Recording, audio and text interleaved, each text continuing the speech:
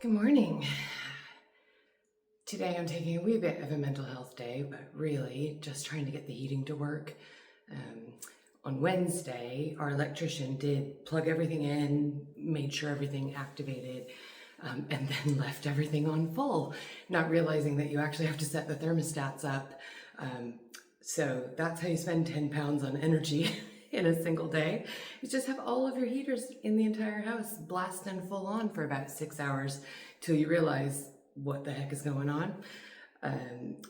Because we're not living upstairs right now, we just didn't come up here and it was an absolute sauna. So the good news is the heating works. The bad news is, ouch, painful lesson. So today I'm setting up all of the thermostats. I'm not going to go through it all. It's not a very exciting process. It's push this button, wait for the RFI to connect. But Patrick from Next Gen is coming back over again today just to make sure everything is set up right, that we've zoned everything. I'm not gonna lie, it's taken a lot of getting used to, mainly because we haven't insulated anything yet. So we are having to turn it up a bit higher than I think we'll have to in the future. But also because we're just not home very often right now, we just haven't been able to figure out what does comfortable look like. Because with the far infrared, it's a really different sensation to convection heating because it's not heating the air, and that's what we're used to. So I do want to say I still like it. I think it's still the right choice. I will be a lot happier once we've kind of worked out some stuff with Octopus. Like right now, my little mini RFI thing isn't reading. So I'm struggling to get real-time data from them. So all my data is from the inverter and the thermostats. So it's this kind of technical stuff, I think, when you're trying to do a smarter house, that until you've actually been in it for a while and you've got all of the things in, because even right now, eventually, I think by Christmas, upstairs will be habitable. Maybe not the bathroom. That might be my New Year's week project. But the bedrooms and offices should be pretty much done by Christmas. The living room will also be pretty much done by Christmas, but because we won't even be able to start the extension until, I'm guessing, February, just based on how long it takes to actually manufacture the panels, we probably won't have heating in the kitchen, dining room, extension area maybe as late as March or April. So, we're just having to kind of keep the warm bits closed off, which thankfully there's lots of doors. I do need to get some magnets for the folding doors in the living room. But I think we can kind of keep the heat where we need it to be, because again, because it's not convection, it's not like the air is cooling, but it's just like if you're outside on a sunny day and then a big gust of wind comes along, it cools you off quite quickly. And as soon as the wind stopped, you go back to being just as warm as you were the moment before. But, anything that we can do just to generally reduce the drafts around the house will be good. But it's also really hard just because there are so many doors.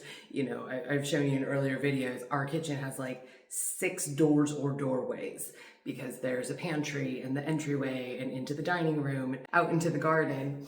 So I think it's all those little pieces that we've only been here 4 months. We're trying not to beat ourselves up. We've done a lot.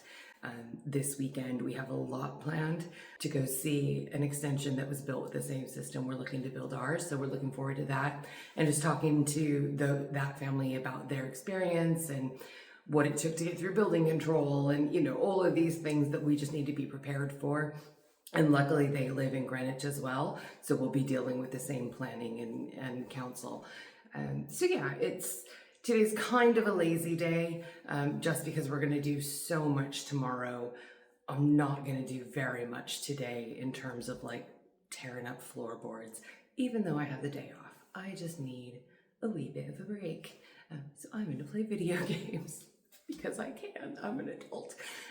So I'll show you a little bit about the thermostats. One of the reasons that we're doing these videos is not to sell you on this product. This product is definitely not right for everybody or every house. I think heat pumps are a really great option for a lot of houses.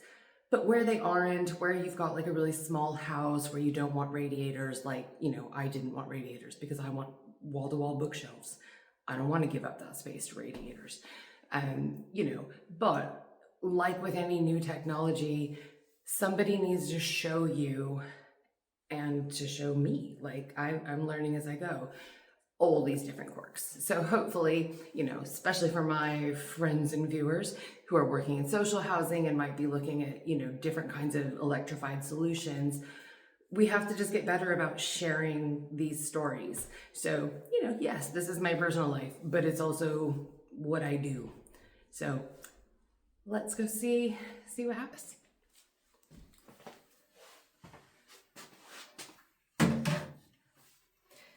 So like I said, not super compelling gameplay. Basically, it's just about trying to find the right thermostat because of course we didn't label them as they were going in. That would be too simple. And I think this is the last one.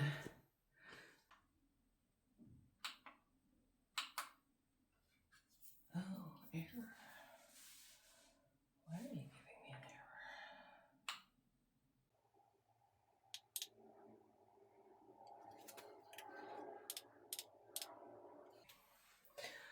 So,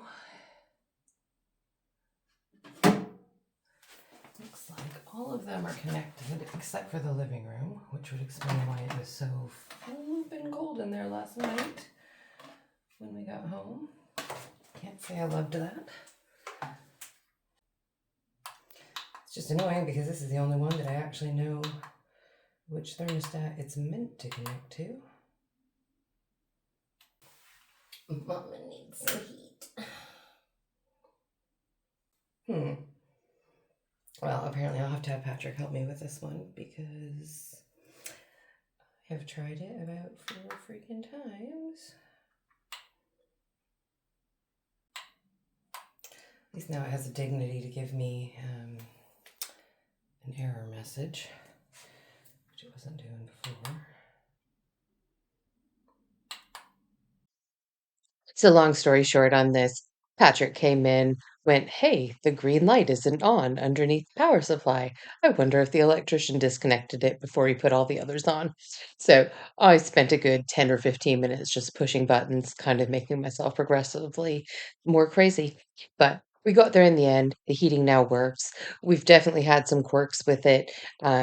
Some of the thermostats haven't been able to reach the relay. One of them is disconnected. I've had to add them back into the app.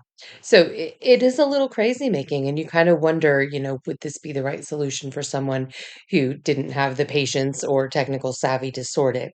So these are the kinds of things that you've got to think about is how simple is the system going to be to use? And, again, once we've had it in for a while, I'm sure it'll be no big thing. We won't think anything of it. Right now, it's a little frustrating while we're working it out. But, it's a new house. It's got its quirks too.